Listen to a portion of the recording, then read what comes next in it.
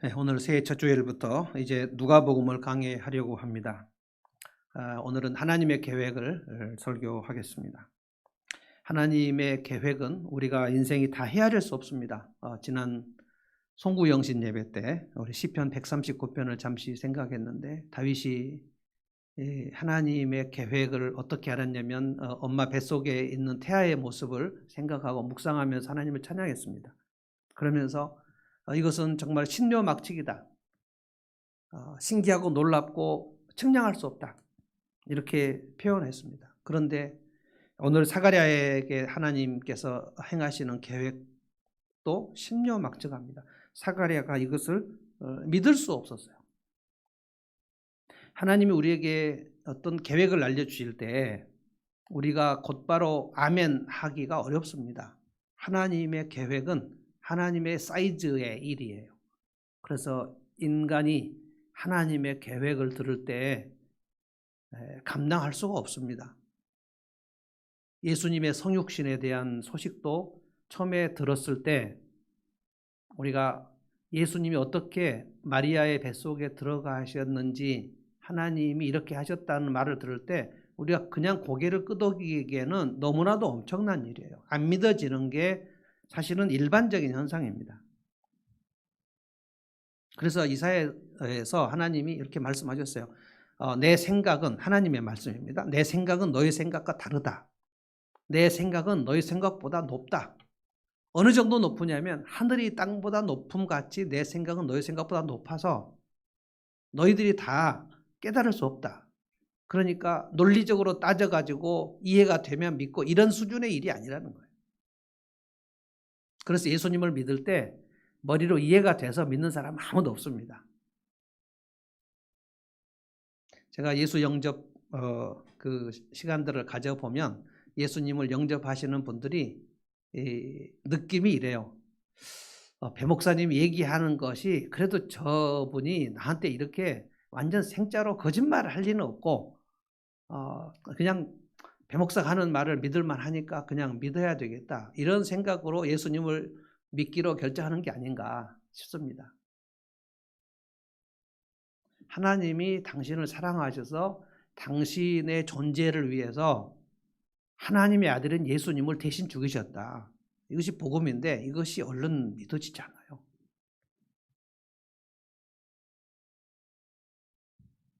오늘 누가복음 1장은 예수님이 오시는 얘기를 하기 전에 세례 요한이 오는 얘기가 있는데, 이 세례 요한이 어느 집에 태어났냐면 제사장 사가랴의 집에 태어납니다.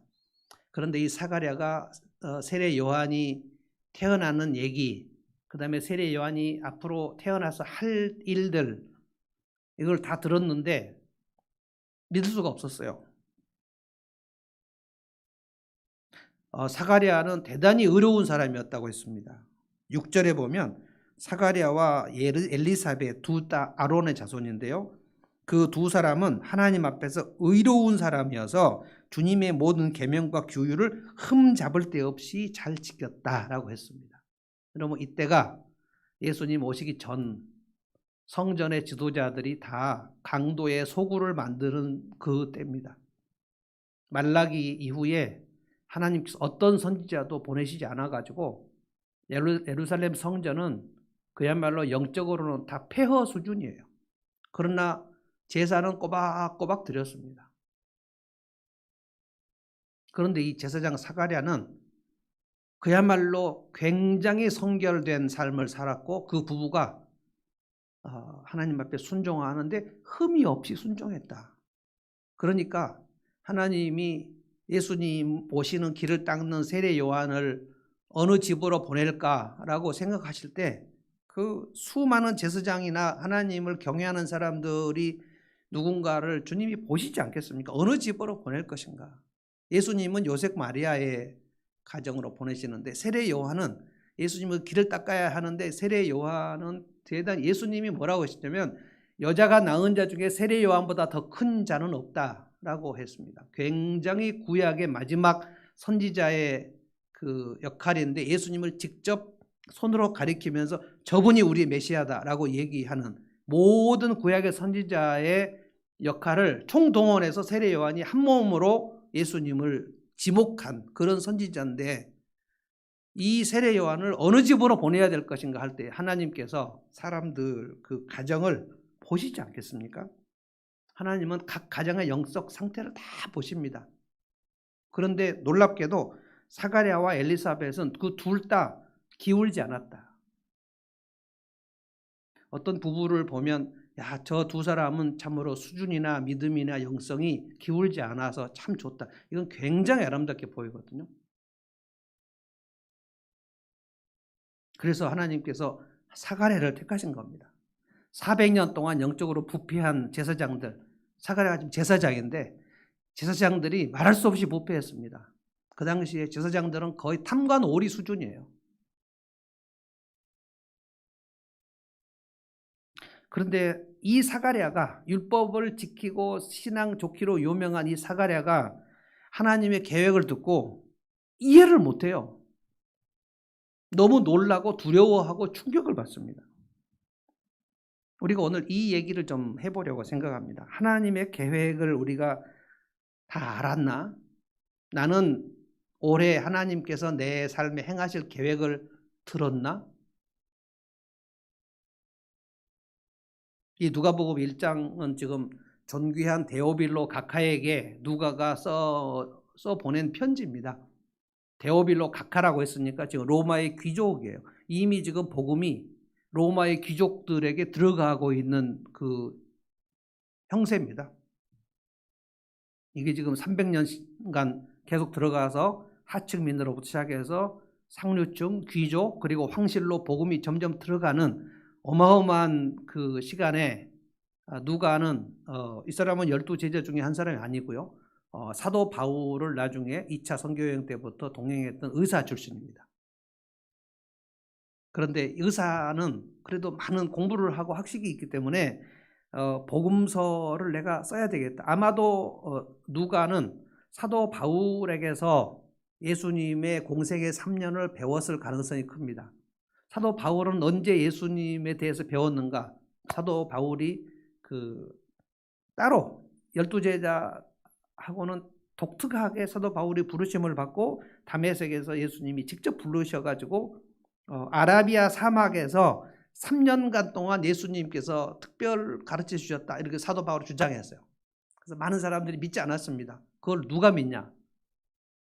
그래서 사도가 아니라는 끊임없는 그 루머에 시달렸던 사도 바울입니다. 그런데 우리는 그것을 믿습니다. 사도 바울이 복음서를 해석하고 고린도 전서를 쓰고 로마서를 쓸 때에 우리는 사도 바울에게 굉장히 많은 빚을 지고 있습니다. 예수님이 하셨던 말씀을 어떻게 이렇게 풍성하게 구약을 다 연결해가지고 써놨는지 사도 바울이 누가하고 같이 선교여행을 다니면서 예수님이 이런 분이었다라고 쭉 했는데 누가가 내가 이 복음서를 하나 써서 로마의 귀족인 이 데오빌로 각하 적어도 총독 정도 되는 수준에 있는 사람에게 보내야 되겠다. 그러니까 이제 마태, 마가, 누가, 요한 복음이 있는데 누가 복음은 가장 체계적입니다. 순서대로. 그래서 얘기를 한 거예요. 2절에 보면 처음부터 말씀의 목격자요 전해준 사람들이 많았는데 누가복음보다 마가복음이 훨씬 더 먼저 있었거든요. 마가복음이 이미 교회에 가장 그 얇은 형태로 돌아다녔는데 누가는 이거를 좀 차례대로 순서적으로 써야 되겠다. 그래서 3절에 보면 이 모든 것을 시초부터 정확하게 순서대로 써드리는 것이 좋겠다. 이게 지금 공부를 좀 하고 학문을 훈련받은 마가가 지금 쓴 거예요. 그런데 데오빌로 각하가 이 편지의 1차 수신자인데 이것을 쭉 봤을 때 다 깨달았을까요? 여러분 로마서는 로마 성도들에게 보낸 복음입니다. 고린도 전서는 예수님의 부활을 알지 못하는 고린도 성도들에게 보낸 복음서입니다. 우리가 복음을 들을 때 그건 기쁜 소식, 굿뉴스 이렇게 얘기하는데 정말 아주 얕고 가늘기가 짝이 없는 복음을 우리는 지금 이해하고 있어요. 하나님이 사가랴에게 이 말씀을 하셨을 때, 세례 요한의 출생에 대한 얘기를 했을 때 사가랴는 그것을 믿을 수 없었어요. 자기 생각으로 하나님의 계획을 다 헤아릴 수 없기 때문에 그냥 아니라는 거예요. 하나님 저 아들 주신다고 하는데 저는 아닙니다. 아들, 우리 집에 아들은 있을 수 없습니다. 그런데 기도했어요. 사가랴가 아들 달라고 기도했다고요. 그러니까 얼마나 우리의 믿음이 얼마나 이율배반적인가를 알 수 있어요. 하나님의 계획은 우리 인간의 생각으로 예측할 수 없습니다. 측량이 불가능해요. 그만큼 내가 생각하고 상상하는 것보다 나의 인생을 향한 하나님의 계획은 더 크다. 그래서 우리는 함부로 하나님이 앞으로 내 인생은 뭐 이렇게밖에 안 하실 거다라고 생각해서는 안 된다는 거예요. 이스라엘 백성들이 하나님께서 출애굽하는 그 이스라엘 노예들에게 젖과 꿀이 흐르는 땅을 주시는데 어느 정도 엄청난 것을 우리는 알고 있습니다. 다윗 왕국 때 이스라엘 백성들이 가나안 땅에 들어가서 얼마나 엄청난 그 풍성함을 누렸는지를 알고 있지만 출애굽한 이스라엘 백성들은 미처 상상할 수 없었어요. 그래서 가데스 바네에서 그 젖과 꿀이 흐르는 땅에 너희가 들어가라 그랬더니 가데스 바네에서 정탐꾼 보낸 다음에 우리는 못 들어간다. 우리는 저기를 들어갈 수 없다. 저들은 거인족 같고 우리는 네피림 메뚜기 같던데 우리가 어떻게 들어가냐. 그러니까 하나님이 얼마나 능력을 갖고 계신 분이신가를 400년간 노예로 살다가 출애굽한 백성들은 이해를 할 수 없었어요. 하나님이 얼마나 엄청난 계획을 갖고 계신지를 우리는 이해할 수가 없어요. 오늘 사가랴가 하나님의 계획을 가브리엘 전사로부터 딱 듣고 아멘 하지 않습니다.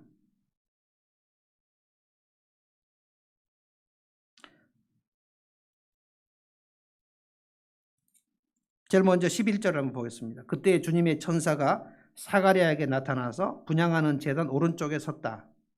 이 천사는 가브리엘 천사입니다. 가브리엘 천사는 그 하나님의 심부름을 제일 많이 하는 천사장, 그러니까 천사를 앙겔로스라고 하고요. 앙겔로스가 영어로 엔젤이 됐습니다.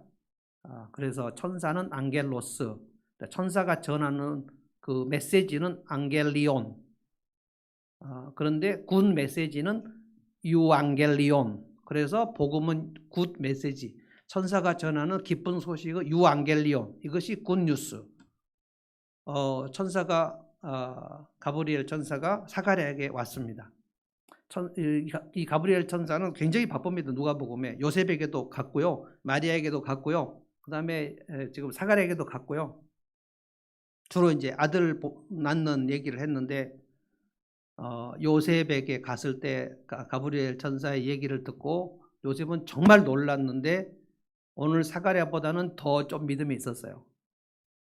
그래서 네 아내 마리아가 임신했는데 데려와라 그랬을 때 정말 놀랐지만 알겠습니다 하고 데려왔고, 마리아도 정말 놀랐습니다. 마리아는 막 정말 그 충격적이에요. 네가 임신을 했다는 얘기를 들었고, 그런데 그 임신한 아들이 하나님의 아들이다 얘기를 들었을 때 여러분 그 마리아가 가졌던 충격은 우리가 상상할 수 없습니다. 우리가 복음을 들을 때 정말 이 복음의 용량 전체를 우리가 다 들으면 우리는 까무러쳐요. 우리의 이해력이 좀 얕아서 그나마 다행이에요. 그냥 예수 믿으면 복 받아요. 예수 믿겠습니다. 근데 제가 지금 60년간 신앙생활하는 입장에서 볼 때 초신자가 예수 믿는다고 할 때 그 예수를 믿으면 어떻게 될까 할 때의 그 믿음의 용량은 정말 말도 안 됩니다. 그거를 점점 키워나가시는 분이 또 하나님이시죠.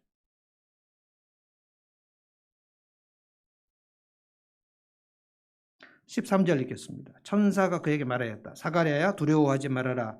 네 간구를 주님께서 들어주셨다. 네 아내 엘리사벳이 너에게 아들을 낳아줄 것이니 그 이름을 요한이라고 하여라.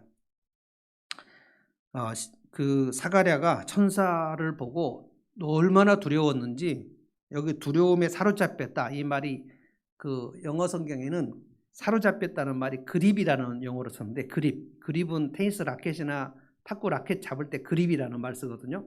그러니까 두려움에 꽉 사로잡혀서 얼어버렸다는 뜻입니다. 그렇게 의롭고 하나님 앞에 경건한 제사장이 제사 드리다가 천사를 발견하고 두려워 떨면서 얼어버렸어요. 그런데 사가랴가 얼마나 간절하게 기도를 했는지, 몇 년 동안 기도했는지 모르겠어요. 지금 사가랴는 많이 늙었습니다. 그리고 자기가 생각할 때 엘리사벳도 많이 늙었습니다.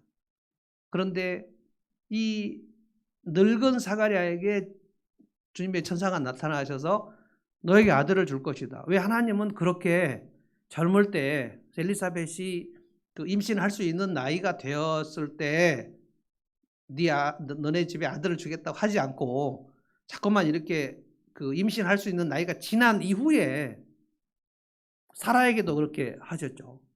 엘리사벳도 그렇게 하셨죠. 아기를 못 낳는 그 여인에게 아기를 주신다. 이 메시지가 굉장히 성경에서 굉장히 중요한 패턴입니다. 한나도 그랬죠. 마리아는 아기를 낳을 수 있었지만 동정녀였었죠. 엘리사벳도 그렇죠. 사라도 그렇죠. 아기를 낳을 수 없는데, 그러니까 불임이라는 거예요. 불임인데 하나님께서 생명을 주셔요. 이거는 창조 작업이에요. 창조 작업. 동정녀 마리아의 몸에 남자의 정자가 들어가지 않은 상태에서 아들을 잉태를 해버리는 것은, 이것은 천지창조의 작업이에요. 생명을 창조하시는 하나님, 이것을 인간이 어떻게 이해를 하냐고요. 사가랴는 얼마 동안 기도했는지 성경에 나오지 않지만 아마 젊었을 때, 자기 부부가 아기를 낳을 수 있을 때 기도한 것 같아요. 뭘 기도했냐면은, 여러분 제사장은 대대로 제사장을 잇습니다. 그 세습이에요. 세습. 목사는 세습을 하면 좀 요즘에 비난을 많이 받지만 제사장은 그냥 아론의 계열에서 제사장이 계속 계명을 이어야 돼요. 근데 아들이 없는데 사가랴가 생각할 때, 그런 말이 성경에는 안 나오지만 아주 경건하고 의롭고 율법에 흠이 없는 사가랴가 볼 때, 아 진짜 이 성전에 있는 제사장 그 득실득실한 독사의 자식들, 이들로는 안 되는데 나 혼자로는 안 되고, 이 성전을 어떻게 청결하게 만들 방법도 없고 도대체 어떻게 해야 되나. 주님 저한테 아들 하나만 주시면 이 아들을 내가 경건하게 키워서 이 성전을 개혁하는 일을 좀 해보면 어떨까요? 굉장히 간절하고 의로운 기도 제목을 가지고 그렇게 기도를 했는데 안 주셨어요. 그러다가 이제 아마 지친 것 같습니다.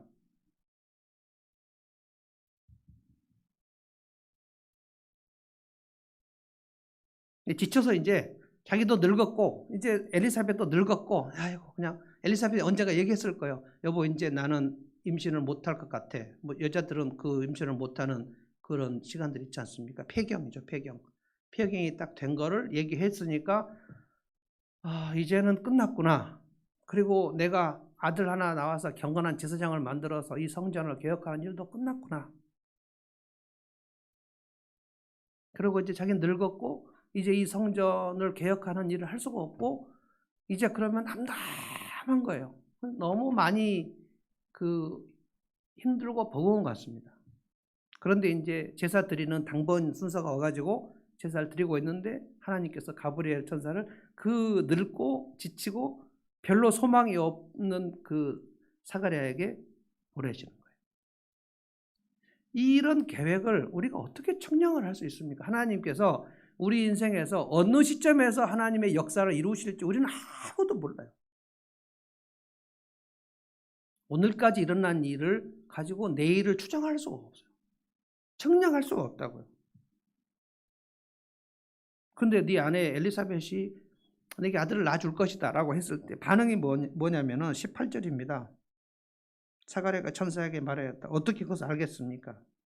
이게 뭐 말도 안 되는 소리가 아닙니까? 라고 얘기한 거예요. 굉장히 퉁명스럽게 얘기한 겁니다. 어떻게 이것을 알겠습니까? 그거는 무슨 이런 일이 있겠습니까? 왜 그런가? 이유가 분명해요. 18절을 보십시오. 나는 늙은 사람이에요. 내 아내도 늙어서 나이가 많다. 이거는 지금 경수가 끊어졌다는 얘기입니다.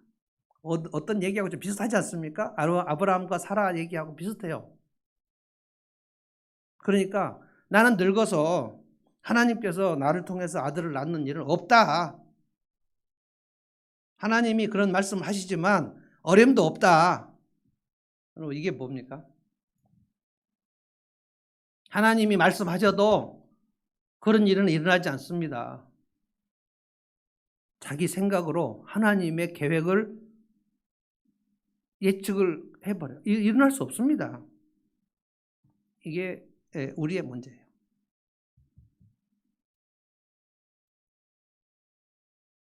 나는 늙어서요. 얘기했잖아요. 나는 늙은 사람이어서, 나는 늙어서 하나님께서 나를 통해서 일하시는 것은 있을 수 없습니다. 여러분, 질문을 스스로 해보십시오. 우리가 늙으면 하나님은 늙은 사람은 일을 못 하신다? 또 어떤 사람은 나는 어려서요. 나는 나이도 어린데 어떻게 일을 하겠습니까? 여러분, 저는 많은 분들에게 그런 얘기 들어요. 저는 너무 나이가 어린데요. 어떻게 이 일을 하겠어요? 어떤 분들은 저는 목사님 나이가 너무 많은데 어떻게 일을 하겠습니까?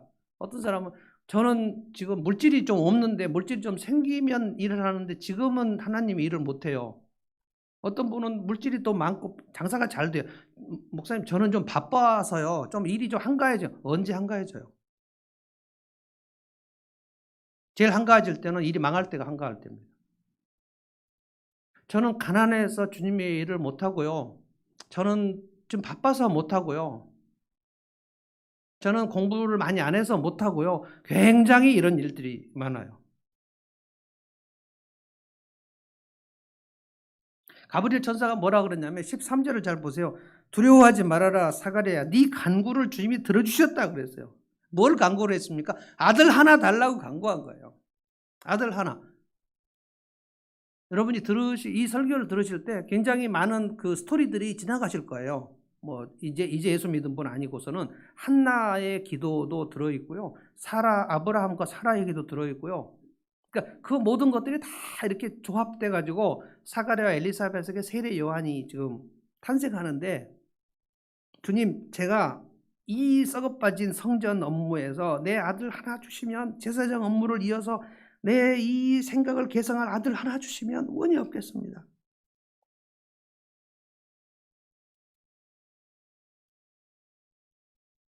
그걸 주시겠다는 거예요.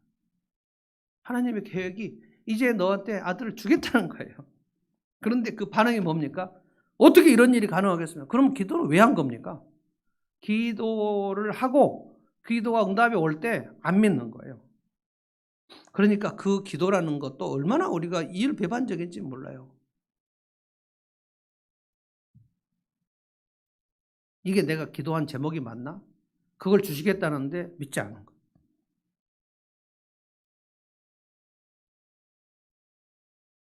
이게 사가랴에게 너무 엄청나요. 너무 크면, 우리가 선물을 받을 때 너무 크면 이게 뭐죠? 제가 받기가 어려운데요. 그러겠죠. 그런데 이 계획이 14절부터 하나님이 그냥 사가랴에게 얘기하셔요. 하나님의 계획을 말씀하십니다. 아들 하나를 주는 정도가 아니었어요. 그 아들이 누군가, 그 아들이 태어나면 무슨 일을 하는가를 얘기했는데 사가랴가 듣고 그냥 혼절을 할 정도예요. 넋이 나가버릴 정도예요. 하나님께서 우리 집에 이런 일을 행하신다고? 내 아들을 주시는데 내 아들에게 이런 일을 행하신다고? 그럼 제가 읽어보겠습니다. 정말 엄청납니다. 14절에 그 아들은 네게 기쁨과 즐거움이 되고 많은 사람이 그의 출생을 기뻐할 것이고 그는 주님 보시기에 큰 인물이 될 것이고 그는 포도주와 독한 술을 입에 대지 않을 것이고, 이거는 평생 나시린이라는 거예요. 사가랴가 그 기도한 내용이 훨씬 넘어서 지금 응답되는 순간입니다. 나시린이라는 것은, 나찌르라는 것은 완전히 구별되고 성결된 사람을 말합니다. 그러니까 임시로 어떤 기간만 내가 독주나 포도주를 먹지 않는다는 나시린이 있고요. 임시적으로. 그런데 평생 나시린이 있어요. 이게 삼손입니다. 삼손이 평생 나시린이에요. 그거는 하나님 앞에 특별히 성별된 사람으로 신구약 성경에 평생 나시린이 몇 명이 안 됩니다. 굉장한 거예요. 지금 사가랴는 나시린이 뭔지 알아요. 근데 여기 나시린이라는 말은 본문 안 나오지만 그는 포도주와 독한 술을 입에 대지 않을 것이다. 이 당시에 이스라엘 백성들은 늘 연회를 할 때 포도주는 그냥 음료예요, 음료. 그런데 포도주나 독주 입에 대지 않을 것이고, 더 놀라운 것은 어머니 뱃속에서부터 성령 충만하게 될 것이다. 구약시대에 이런 사람이 있습니까? 엄마 뱃속에서 성령 충만하게 된다는 약속을 받고 태어난 사람 없어요.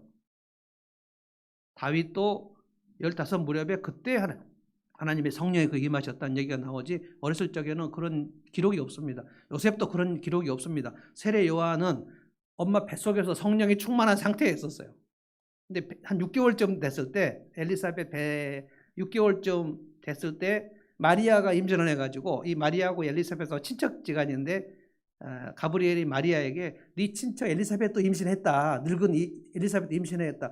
너가 동정녀지만 너 임신할 수 있다. 그래서 그 얘기 듣고 놀라가지고 교제하려고 엘리사벳에게 찾아갑니다. 엘리사벳에게 찾아갈 때 마리아가 오는데 이미 임신한 상태예요. 예수님이 임신한 상태인데 엘리사벳이 마리아를 보고 환영을 하는데, 엘리사벳이 뭐라고 하면 내 애가 지금 복중에서 당신을 보고 뛰놀았다고 막 했어요. 그리고 태아 때부터 성령 충만한 사람이 어디 있습니까? 이 얘기를 지금 사가랴가 듣는 거예요. 그뿐이 아닙니다. 16절이에요. 이스라엘 자손과 많은 사람을 그들의 주 하나님께 돌아오게 할 것이다. 여러분, 이것은 사가랴가 평생 기도했던 겁니다. 주님, 내게 아들 하나 주시면 이 부패한 이스라엘, 타락한 이스라엘을 한번 기억해보고 싶습니다. 얼마나 울면서. 이 경건한 사가랴 외에는 다 부패하고 타락하고 막 탐관 오리들만 있는 대제사장도 다 타락했거든요. 그런데 네 아들이 많은 사람을 주님 앞에 돌아오게 할 것이다. 17절에 기가 막힌 얘기했습니다. 그는 엘리야의 스피릿을 가졌을 거다. 엘리야의 스피릿. 엘리야 하면 여러분, 변화산에 두 분이 예수님에게 왔는데 모세하고 엘리야입니다. 구약을 대표하는 두 사람, 모세와 엘리야. 엘리야의 스피릿을 네 아들이 갖게 될 것이다. 그 능력을 갖게 될 것이다. 엘리야가 아합 시절에 바알 선지자 다 죽이고 이스라엘의 여호와 하나님께 돌아오게 했던 그것을 알고 있는 사가랴는 17 계속 읽어봅니다. 부모의 마음을 자녀에게로 돌아오게 하고 거역하는 자들 의인의 지혜의 길로 돌아서게 하고 주님을 맞이할 준비가 돼 백성을 마련할 것이다. 평생 기도 제목을 하나님이 응답해 주신 얘기, 하나님이 그냥 다 얘기했어요. 그때 18절에 하나님, 저 늙었는데요. 하나님이 어떻게 그런 일을, 하나님 그런 일을 못하세요. 저 늙었어요. 제 아내 엘리사벳도 늙어서 못합니다. 하나님이 명확하게 하나님 뜻을 얘기하니까 못하겠다는 거예요. 이런 얘기를 우리가 들을 때 과연 나는 지금 하나님의 계획을 믿고 사는 것인가? 그래서 시편 139편을 생각해 보는 거예요. 다윗이 깨달은 하나님의 계획은 나를 향한 하나님의 생각, 플랜, 그거를 깨닫고 막 소스라치게 놀라요. 하나님의 계획의 숫자를 세는데 바닷가 모래보다 숫자가 더 많네요. 어떻게 하죠? 내가 얼마나 정교한가를 막 깨닫는 정도입니다. 저는 오늘 새해 첫 주일에 이 설교를 드리게 돼서 참 기쁩니다. 하나님은 정말 크신 분. 제가 어제 혼자 유튜브를 봤는데 태양계하고 은하계 뭐 이런 과학 관측, 태양을 설명하는데요. 우리 이 지구는 이 태양계 속에 있지 않습니까? 태양계인데 태양 그 빛을 스스로 발하는 걸 항성이라고 한답니다. 항성. 그 빛을 받아서 빛을 발하면 행성이라고 한답니다. 그러니까 스스로 발광체는 항성이라고 하고 그 빛을 받으면 달이나 지구는 다 행성이라고 하는데, 그분이 뭐라고 얘기했냐면, 뭐 그분이 어느 정도 높은 과학적 지식을 가지고 있는지 모르겠지만 그렇게 말했어요. 별이라고 할 때는 스스로 빛을 내야 별이라고 한다는 거예요. 그러니까 태양계에 별은 태양밖에 없다는 거예요. 스스로 발광체. 그런데 제가 얼른 기억이 안 납니다만 지구를 태양이 175만 개? 뭐 그 정도를 수용할 수 있는 크기래요. 그 태양을 중심으로 7개인가 8개인가 1년에 한 바퀴 돌지 않습니까? 그런데 그 태양계는 은하계의 한 저기 둥위에 있는 별들이라는 거예요. 그 은하계 정도가 되는 그 우주의 천체가 셀 수 없이 많대요.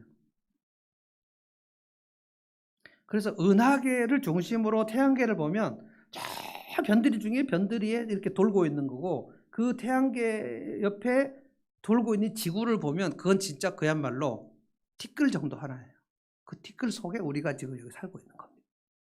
그런데 그것을 우리는 그 모든 우주 만물을 하나님이 말씀으로 만드셨다라고 우리는 믿습니다. 성경의 주장입니다.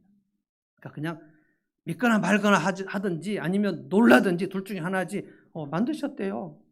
태양을 만드셨대요. 그 태양 옆에 돌고, 은하계는 태양계보다 훨씬 크대요. 근데 은하계가 수없이 많대요. 그런데 거기 그 변두리 끝에 태양이 돌고 있는 그 옆에 1년에 한 번씩 돌고 있는 조금만 스스로 빛을 발하지도 못하는 발광체, 그 지구에, 우리 한반도에 용인했죠. 우리가 여기서 있는데 인간이 하나님의 생각을 예측한다고. 아기가 태어났는데 부모가 어떤 생각을 하고 있는지 이 아기가, 갓난 아기가 예측을 한다고요. 우리 부모는 지금 이사를 가려고 하는데 나의 학군 때문에 이사를 가려고 하는구나. 이걸 지금 초등학교도 안 들어간 애가 생각을 한다는 거예요. 부모가 얘기할 수가 있겠죠. 5살 된 애에게, 야, 네가 앞으로 초등학교를 가면 이 학군보다는 저 학군이 좋아서 우리는 저쪽으로 이사 가는 거야 라고 얘기할 수 있겠죠. 그럼 애기가 알았어 라고 하겠죠. 알기는 뭘 알아요? 지가 학군을 어떻게 알아?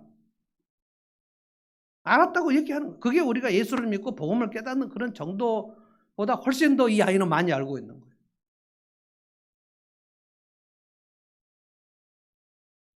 하나님이 에덴 동산에서 우리가 하나님을 반역했을 때 쫓아내셨지만, 하나님이 우리 인간을 에덴으로 다시 돌려보내실 계획을 가지고 있는 것을 아담과 하와가 알았습니까? 몰랐어요. 아담과 하와의 아들 가인과 아벨이 알았습니까? 아벨은 조금 알 수 있을지 몰랐지만 가인은 아무것도 몰랐어요. 그저 내 제사 안 받았다 그래서 성질나서 동생을 죽여버렸습니다. 하나님은 에덴을 회복하실 계획을 가지고 있었고, 그것이 출애굽한 노예들에게 가나안 땅을 상징으로, 야, 가나안 땅에 가면 너희가 젖과 꿀이 흐른다, 밀크 앤 허니다, 이거는 에덴을 상징하는 거였고, 그것은 예수 그리스도를 우리에게 보내시겠다는 약속이었고, 다시 새하늘과 새 땅으로 인도하시겠다는 약속이었고, 여러분, 제가 사도신경 끝날 때마다 여러분에게 말씀드리지만, 우리가 이 생명이 끝나고 예수 그리스도와 함께 새하늘과 새 땅으로 가게 돼서 거기서 살 계획을 하나님은 다 플랜을 짜고 계셨지만, 우리가 지금 그걸 압니까? 죽으면 어떻게 하지? 이 생각만 하고 있는 거 아닙니까? 그래서 늙어가는 사람들 중에 예수 안 믿는 사람이 전 제일 불쌍해요. 제가 이제 환갑인데, 여기 이제 박복권 사람도 계십니다만, 우리 좀 있으면 다 그냥 쇠해져. 겉사람은 후피한다는 거예요. 다 쇠해져 가요. 별거 없습니다, 그냥. 그러면 소망은 새하늘과 새 땅밖에 없는 거예요. 주님 다시 오셔야 되는 거예요. 이 땅 지금 코로나 같은 변종 바이러스가 또 안 생기겠습니까?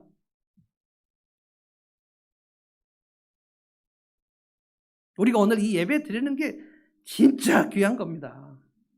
우리가 영원토록 예배 드리면서 살 텐데, 이 예배가 지루한 사람들은 영원토록 예배 드릴 때 당장에 새하늘과 새 땅 가서 못 견딥니다.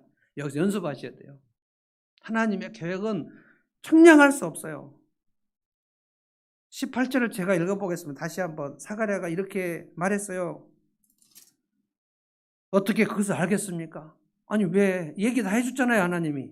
13절부터 17절까지 하나님의 모든 계획, 네가 아들을 낳게 된다. 그리고 그 아들은 너에게 기쁨과 즐거움을 줄 것이다. 많은 사람에게 즐거움과 기쁨을 줄 것이다. 많은 사람을 주님 앞에 돌아오게 할 것이다.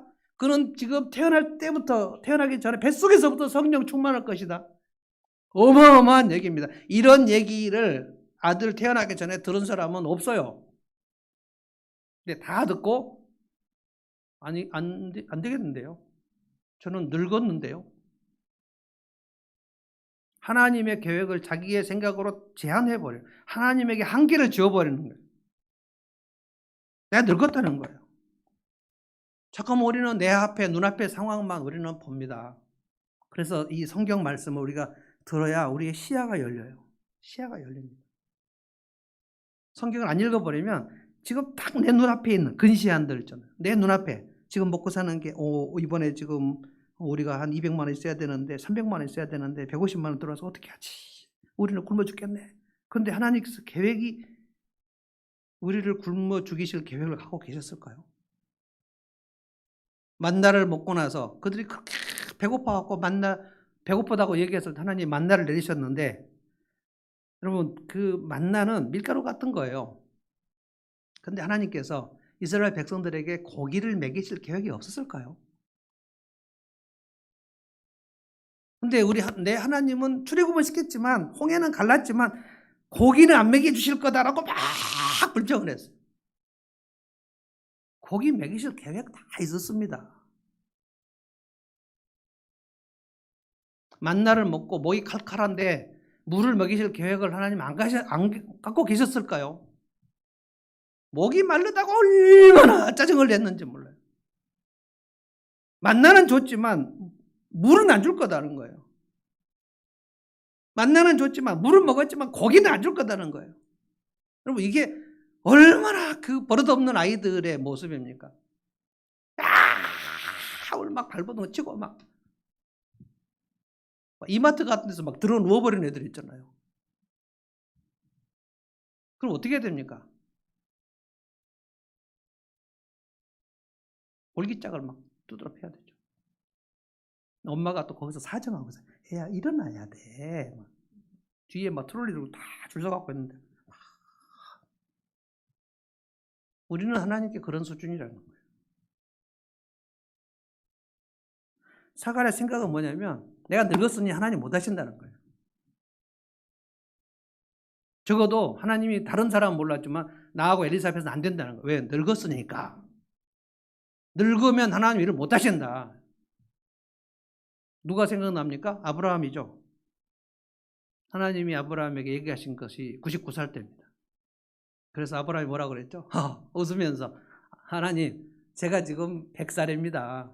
그리고 사라는 90살입니다. 다 끝났어요. 하나님의 계획은 뭡니까? 100살의 아기를 주시겠다는 거예요. 사라야 네가 웃었냐? 놀래갖고 사라가 안 웃었다고 또 안 웃기는 분 안 웃어요. 웃었는데 네가 웃었느니라 아들을 줄 텐데 이름을 웃음이라고 해라. 그게 이삭이에요.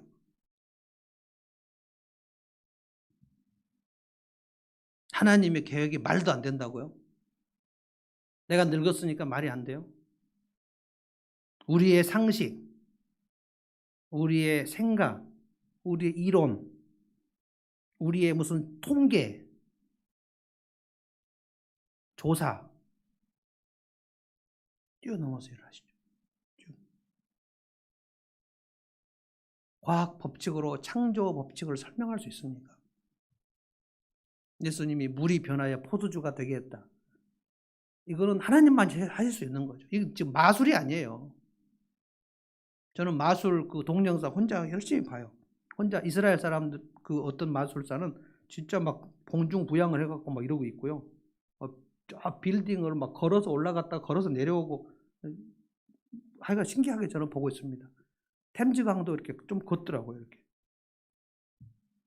예수님이 마술을 부린 건가요? 사가랴는 진짜 의롭게 살았다 그랬어요. 하나님 말씀을 흠없이 지켰는데, 그러니까 믿음이 참 좋은 것 같지만 속마음은 내가 늙었으니까 하나님 못 하실 거다. 그냥 올해는 코로나니까 내 삶은 진짜 꽉 막혀서 아무것도 못 하실 거다. 나는 큰일 났네. 그냥 쫙 다운돼 코로나 분리에 걸리는. 근데 오늘 그래서 이 사가랴의 태도가 우리의 태도하고 너무 비슷하다. 하나님이 하신다고 하시면 그게 될까요? 근데 여러분 아브라함은 처음에 웃었지만 로마서에 보면 생각을 고쳐먹었습니다. 자기가 바랄 수 없는 중에 나는 아니지만 하나님은 하신다.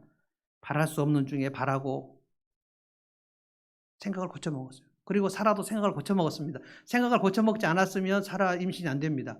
그런데 아멘, 저는 불임입니다. 그런데 하나님이 하시면 아기를 낳을 수 있습니다. 아멘, 아멘 한 거예요. 요셉도, 마리아의 남편 요셉도 제가 이해가 안 됩니다. 그런데 마리아를 데려와라. 네 아내를 삼아. 아멘. 이해가 다 된 게 아니에요. 그런데 사가랴는 오늘 버팁니다. 자기 생각으로 하나님을 제안해요. 의로웠지만 그의 믿음이 하나님의 능력을 다 받기가 어려워요. 그래서 하나님께서 대단히 사가랴의 태도를 안 좋아하십니다. 하나님은 불신앙을 대단히 안 좋아하세요. 그래서 20절에 하나님께서 그냥 일시적으로 너는 그러면 벙어리가 되어야 되겠다. 20절에 보아라, 그때가 되면 다 이루어질 것이다. 이 기쁜 소식을 전했는데 네가 안 믿었냐? 그때가 되면 다 이루어질 것이다. 하나님 추진할 거다. 그런데 그 추진되는 시간까지 넌 벙어리로 살아야 된다. 그리고 이 기쁜 소식을 하나님께서 우리에게 주신 게 뭡니까? 지금 세례 요한이 온 다음에 세례 요한이 예수님을 지목하고 난 다음에 예수님이 오셔서 3년간 복음을 전하시고 그리고 십자가에 달려 돌아가시고 부활하시고 제자들 안 믿었지만 예수님 부활하셨죠. 그리고 승천하셨죠. 승천하시고 성령을 보내셨죠. 성령을 보내시고 난 다음에 그 120명이 놀라고 성령에 충만해 갖고 막 예수님이 부활하셨다고 전했죠. 그래서 3,000명이 예수님께 돌아왔죠. 그래서 예루살렘 교회가 탄생됐죠. 그리고 2000년 동안 하늘문 교회가 탄생됐죠. 그래서 여러분이 지금 여기서 예배를 드리고 이 모든 계획을 하나님이 안 가고 계시다가 그냥 우연히 막 이렇게 이루어져 버렸을까요? 여러분과 제가 만나는 시간들이 우연히 만나게 됐을까요? 어떻게 우연히 태양계를 지구가 그렇게 질서정연하게 돕니까? 공중의 빅뱅으로 대폭발을 해가지고 막 우연과 혼돈 속에서 그렇게 정확하게 돌 수가 있을까요? 놀라워요, 과학자들은. 이거를 막 쓰러뜨려가지고 강대상이 다 엎어졌는데 조금 지나니 강대상이 착착착착 돼가고 다시 다 이렇게 질서정연하게 이렇게 되었다. 이게 하나님 안 믿는 과학자들이 빅뱅을 설명하는 방법입니다. 너무 질서정연한데 이 대혼란 폭발로 인해서 이렇게 질서정연한 일이 어떻게 됐을까? 그냥 우연히 그렇게 됐다. 자기 생각으로 하나님의 능력을 제한해버려요. 그래서 하나님께서 사가랴를 일시정지, 말을 못하게 정지시켜버려. 너는 그 불신앙의 입으로 아기 낳을 때까지 말 못한다. 그래서 너무너무 오랫동안 성전 안에서 있으니까 백성들이 무슨 일일까? 왜 제사장이 안 나올까? 막 그러고 기다리고 있는데 제사장이 너무 늦게 나오긴 나왔어요. 그런데 입이 닫아져갖고 막 손짓 발짓 하니까 무슨 일이나. 너무 불신앙이 가득하면 하나님 그 입을 닫아버리죠. 가데스 바네아에서 이스라엘 백성들이 저 가나안 땅 못 들어간다, 못 들어가 밤새도록 통곡했습니다. 하나님이 들어간다고 얘기했는데 못 들어가 막 밤새도록 모세를 죽이자 막 얘기하니까 하나님 그래 그러면 너희들은 못 들어간다. 너희들이 말한 것이 내 귀에 들렸다. 40년간 돌아라. 너희들은 광야에서 죽는다. 여러분 불신앙을 조심하십시오.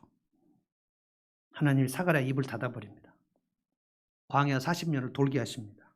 불신앙은 하나님의 축복의 감소. 더 불신앙을 갖고 있으면 하나님의 축복의 박탈 다 뺏겨버립니다. 오늘 저는 이 말씀을 여러분들에게 첫 설교로 드렸어요. 하나님께서 우리 삶을 행하여 갖고 계시는 계획은 엄청납니다. 지금도 살아있어요. 살아있는 약속이 있습니다. 하나님은 여러분들에게 계획을 말씀하십니다. 그것은 복음입니다. 굿뉴스입니다.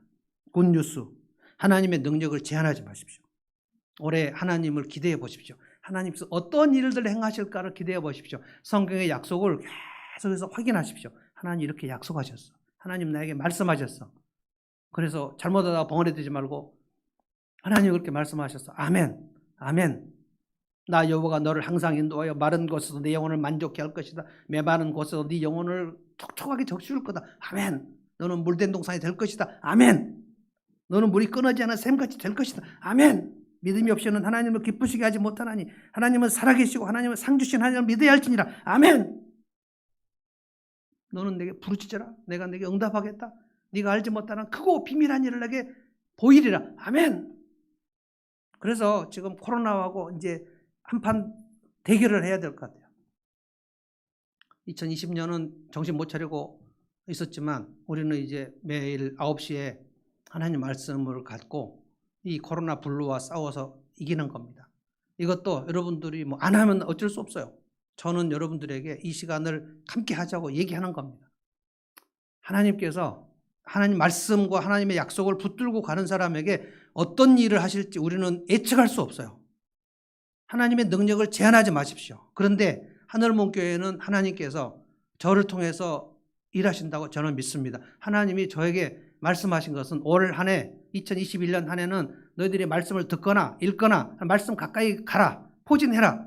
그러면 내가 너희들에게 기가 막힌 일들을 펼쳐줄 것이다. 사가랴에게 계획하신 그 계획이 우리에게는 차별하시겠는가? 네 아들 너에게 기쁨과 즐거움이 될 것이다. 그리고 네 아들이 많은 사람을 주님께 돌아오게 할 것이다. 주님 나의 가정을 통해서 주님 사람들이 많이 돌아오게, 우리 자녀들을 통해서 주님 사람들이 많이 돌아오게. 그래서 내게 기쁨과 즐거움이 되고 내 비즈니스를 하나님은 막으실까요? 끊으실까요? 여실까요? 알 수 없어요. 그러나 하나님 앞에 말씀으로 가까이 나가보세요. 가까이 나가보세요. 예배를 드릴 때 온 마음을 다해서 예배를 드려보세요. 하나님 앞에 부르짖어 보세요. 도와주십시오. 하나님 도와주십시오. 지금 음압실에 있는 우리 형님 그리고 형수님 새벽 3시에 응급실에 구급차로 싣고 갔다가 지금 출근하셨어요. 오늘 10시까지 일을 해야 된답니다. 1시에 결과가 나오는데 갈 수가 없어요. 하나님 어떻게 일하실지 우리는 알 수 없어요. 지난 한 주 동안 저희는 우리 저쪽 처가의 친척들 코로나 확진 걸린 얘기를 계속 들었습니다. 확진이 걸린 사람과 함께 같이 있어야 되는 시간이 있어서 우리는 수유리까지 가서 1월 1일 날 물건 전달하고 마치 정부가 수독 2개만 똑 놓고 가버렸대요. 이제 서울은 그렇게 착착 배달하고 생필품 갖다 주고 그런 시간이 지나버린 것 같아요. 너무 많이 지금 확산이 돼가지고 그 기능이 조금 마비된 건 아니고 조금 약간 손상된 것 같아요. 코로나 확진이 식구가 걸렸는데 바로 안 데려가고 한 3시간, 4시간 기다리라는 거예요. 확진 걸린 환자하고 확진 안 걸린 가족하고 같이 있어야 되는 시간이 있는 거예요. 그 시간에 우리가 가서 물건 전달하고 똑똑하고 그리고 저 멀리 와가지고 저 멀리서 빠이빠이 하고. 여러분 이게 뭡니까 지금? 근데 오늘 새벽에는 또 형님 소식을 또 들었습니다. 우리는 되게 위축되는 시간이죠. 위축이 많이 됩니다. 어떻게 될까? 어떻게 될까? 그게 사가랴의 마음이었어요. 나는 늙어가고 나는 아들이 없고 이 성전은 부패하고 타락했는데 이제 큰일 났다. 아들 하나 주셨으면 했는데 하나님 안 주셨구나. 근데 하나님은 사가랴와 엘리사벳이 아들을 낳을 수 없는 시간이 될 때까지 기다린 것 같아요. 절망적인 시간. 우리의 절망은 하나님의 능력이 나타나는 시간입니다. 그러니까 말씀 앞으로 가보자는 거예요. 내일 저녁부터 저녁 9시가 되면 여러분이 어플을 까십시오. 성경 말씀 어플을 까십시오. 읽기가 어려우신 분들은 들으시면 되고 어플을 까는 게 어려운 분들은 목자에게 좀 부탁해서 하여간 어떤 식으로도 만나서 어플을 좀 깔고 그리고 성경 말씀을 읽고 제가 어디를 읽어야 되는지는 이제 알려드리겠습니다. 읽고 거기에서 말씀을 깨달은 것들을 한 줄로 단톡방에 올리시고 거기에 또 아멘 아멘 아멘 하시고 그렇게 해서 말씀으로 한번 코로나와 싸워서 영적으로 한번 나가보자고요. 진군을 한번 해보자고요. 그러고 나서 하나님 어떻게 그 하나님의 계획을 펼치실지를 우리가 한번 간증을 나눠보자고요. 저는 하나님이 지금도 살아계시고 우리의 삶을 통제하고 계시고 통치하고 계시는 것을 믿습니다. 그렇기 때문에 앞으로 한번 나가보자는 거예요. 굉장히 복잡한 일들과 굉장히 우리가 얼른 해결할 수 없는 일들이 앞으로도 일어날 겁니다. 그런데 믿음으로 나가보자는 거예요. 뒤로 물러서지 않고. 하나님의 계획은 측량할 수 없어요. 그래서 하나님의 계획을 제한하지 마십시오. 올해 하나님께서 어떤 일을 하실까 기대하고 나가보는 겁니다. 자, 찬송하십시다.